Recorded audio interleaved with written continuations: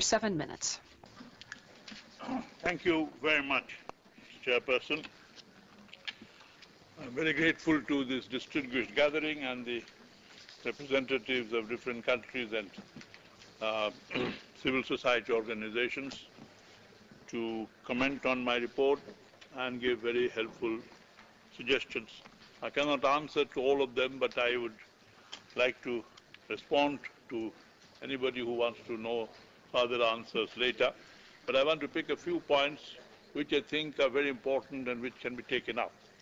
First point is the reason I chose the United States and not another developing countries is not because I don't think that the developing countries have the problem of extreme poverty. That is known to everybody. We have solutions to that. We have approaches to that. I wanted to bring the United States to point out the problem of extreme poverty that we're talking about is not the problem of per capita income or the level of income development. It is basically a societal problem, and I chose the richest country in the world to see what kind of malignancies, extreme poverty there is, so that everybody can talk about it. I have not got into, in my report, about the research. I gave examples of 80 such programs. There are other programs there. In fact, I have taught in the United States on extreme poverty. I could have gone into a very major report, but I didn't want to do that. I wanted to bring to focus certain basic problems that people in the United States face, and with a very particular intention, and that's what I want to put forward to this. I'm very happy that Mrs. Zeri has raised this issue, that human rights is a basic issue of empowerment.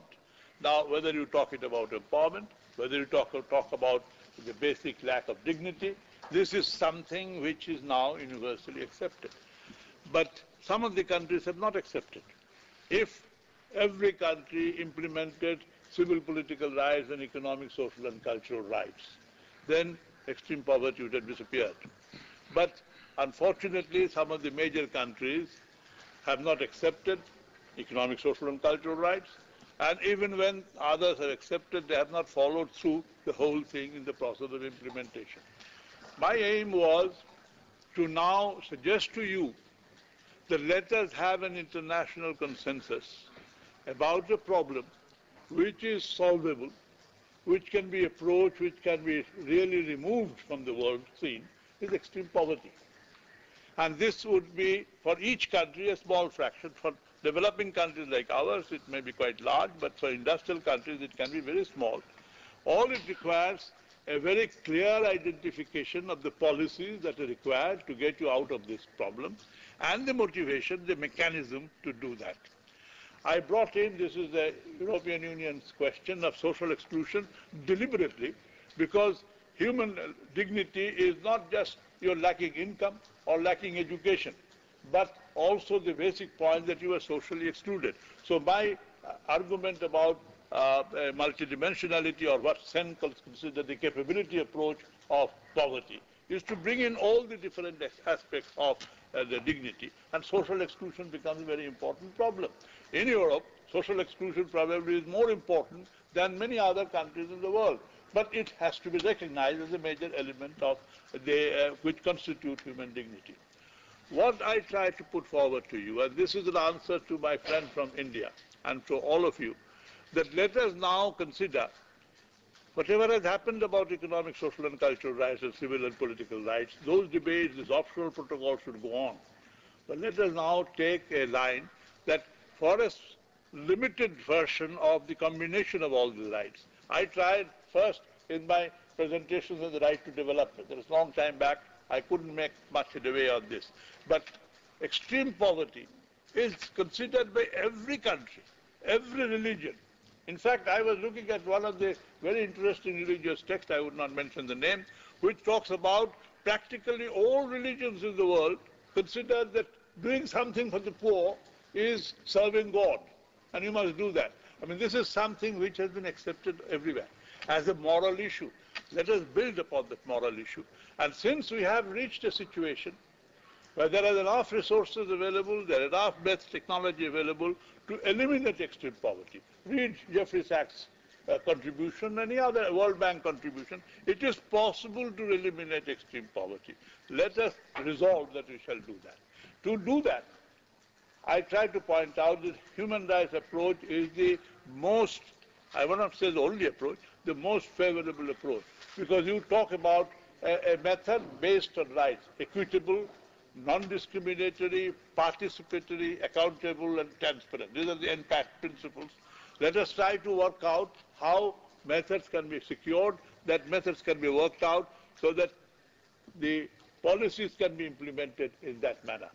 Now, there cannot be one universal policy. It is perfectly true, as a distinguished representative of Mali has said, that the problems would be approached or solutions would be worked out differently for Mali, for India, or for even China. I'm very glad that the Chinese representative pointed out this is a very good example how civil political right is related to economic rights and how one right actually helps the other right to be also fulfilled.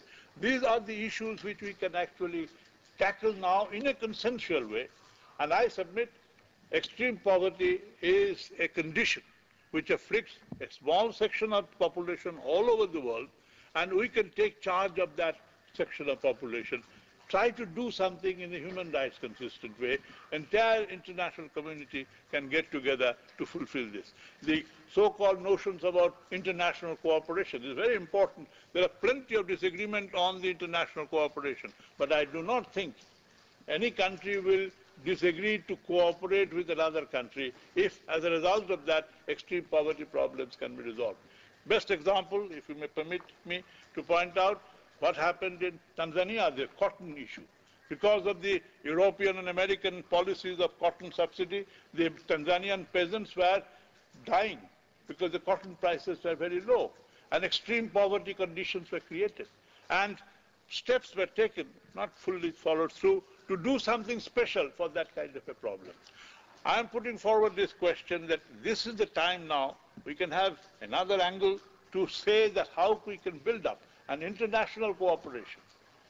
Look at the national policies so that this human rights, this particular dot in the history of humanity can be abolished. The United States should show the example. That is one of the reasons why I went there, because there I find everybody agrees. In fact, you were talking about, the distinguished representative from Cuba talked about Katrina. Now, in the United States, everybody talks about Katrina. Even President Bush admits the kind of problem that they have faced. What I am saying, take advantage of this. Let us see why it failed, because there were no participation, there were no accountability, there were no transparency. You go to talk to the Katrina people, Cherry Hankala was pointing out about shelter. This is true. The people, they say that their voice was not heard. They did not know whom to go and talk about this. They saw in front of them the richer people were taken care of. The poorer people were completely untouched. These were actual facts, and the facts were visible, and now the time has come for the United States to take a lead, that at least, so far as the extremely poor people are concerned,